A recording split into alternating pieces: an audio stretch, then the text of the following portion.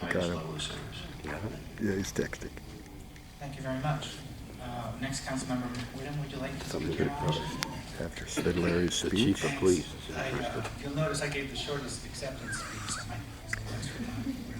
Got our Sergeant-at-Arms texting. As I said, we had a study session a while back where we talked about who's interested, and I said at the time I'd be glad to serve in any position And council here's likes, Dave Whittum. as long as it's in the same room and not sitting in a corner facing the corner. So I'd be happy to serve on council. Serving here is wonderful, to be able to work with an incredible executive leadership team and the staff to do good works on behalf of 50,000 households. I think we've done quite a lot in the last 4 years. So to serve like this is a privilege and it's an honor. I think I'd like to talk a little bit about the role of the mayor, and I hope whoever is selected agrees with some of this. I think there are a few important things mayors should do. First of all, chairing council meetings, unusually helping council to think strategically, and developing a voice for Sunnyvale. So let me talk about those a little bit. Chairing council meetings means facilitating public input. An esteemed colleague of mine has oftentimes pointed us out that we need to keep in mind that when someone has to leave at 10 p.m. not having had a chance to speak, we've underperformed. That's not satisfactory. So facilitating public input by how we chair council meetings. Also, opportunities for council discussion.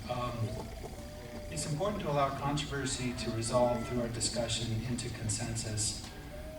Even if you know you're right, you're sure you're right, it's okay. If you're really right, it's okay to listen to the other side, and perhaps you can convince them if you're really right. And so we have formal opportunities in council chambers here, and quite frankly, this is a little bit formal for a reason, to help control and move things along. But we also have some informal opportunities and workshops and study sessions, and I think we need to work on how we facilitate that communication between council in those informal settings. I think that's really important. If you go to Google, look online at YouTube, and look at council meetings, you'll see a lot of interesting things, some kind of horrific meetings, but you'll also see different formats councils use. And I've seen some very nice informal formats where they can exchange ideas, be heard. Others probably disagree somewhat, but people can be heard. Yeah, that's the key, folks, is really to have everybody's voice heard.